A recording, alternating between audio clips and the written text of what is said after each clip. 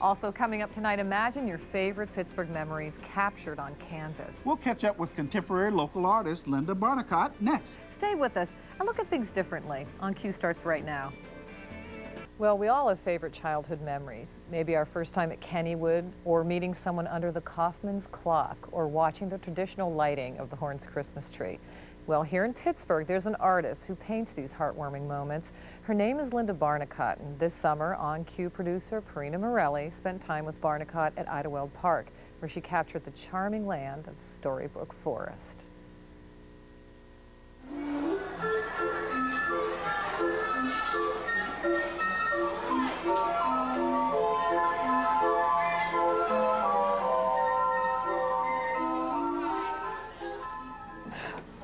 As I was growing up, I just enjoyed drawing so much. I started to draw the teachers and classmates. When I was in 6th grade, there was a girl that didn't care for me very much and actually had punched me in the nose. And I drew her portrait, and she left me alone. It lasted about 2 months. And I drew her portrait again, and she left me. I got through 6th grade. And as I went through high school, I started drawing class pictures of kids, girlfriend pictures, boyfriend pictures, and everything like that. After high school, I took art classes while I worked full-time. And I would take people's pictures off their desk, and I'd confiscate them for the night. And I'd take them home, and I'd draw a picture of their loved one, and I'd bring it in and I'd give it to them the next day. People just really got a lot of joy out of that. So I just continued doing it. It was my way of expressing, I care about you.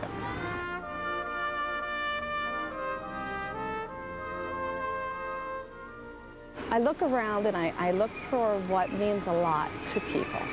And it really kind of started with the first print that I did of Kaufman's clock. I think because it is the heart of Pittsburgh, and I have a feeling that each time Kaufman's has been painted, it has been loved.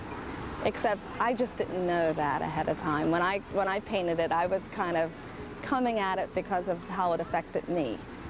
Not because I had seen other paintings done of Kaufman's clock or that corner, only because of, like I said, my personal experience.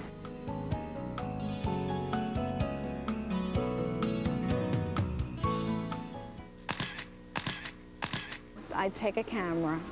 I always said if I wasn't an artist, I'd love to be a photographer. I'm not really good at it, but I'm good enough to use the resources that I get from the camera. I go out and I'll like when I came here, I took pictures all through Storybook Forest and all around the whole pond here. And then taking a look, once I get the pictures back to my studio, doing sketches and seeing which one makes the best composition. Well, you know, I could like shorten that tree over there, and we can turn this sign around, and you know, we can turn the windmill blade around. It's okay, you know. I can do that because I'm an artist. When I first started with the Meet Me Under Kaufman's clock, a lot of artists use like generic people, you know, that's what I call them, generic people. You know, just people with hats and hoods and, you know, dresses walking through the scene, you know. And so I thought, well, let's play it safe. I'll just use some generic people. But I got to the point where I needed to do the display window, and I needed somebody to pose to get that angle of somebody putting a wreath up in the window.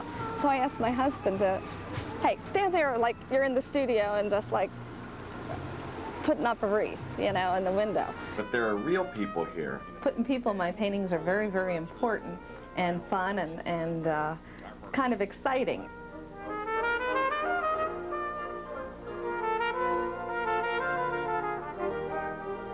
When I got to the Kennywood piece, I had it all sketched out except for the place where I was going to put people. And my little daughter, who was probably like 3 or 4 at the time, let's see, she was just 4 at the time, came up and said, "Where are you going to put Brittany and me in your painting?" And I says, you know, I can do that. Right there. Me and Brittany and my dad. I think When I paint something and it reaches somebody's heart,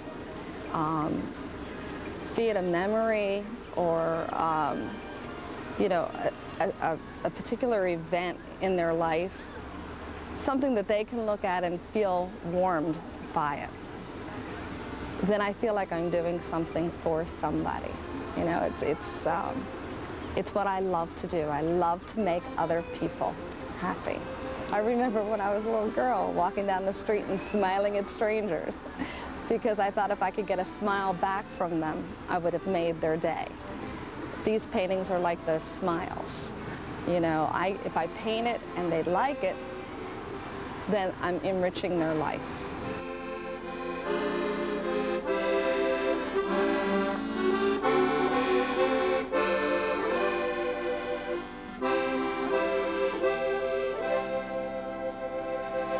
Now, if you want to get a Barnicott print, she has a website. It's www.lindabarnicott.com. And you can order the artwork and learn more about the artist. And something else that we'd like to mention, Barnicott was chosen to do holiday greeting cards for the Pittsburgh chapter of the American Cancer Society. Last year, the Society printed 45,000 of Barnicott's cards. They were sold out by the second week of November, and they raised $24,000 for cancer research. Now, she's been asked to do another card this year.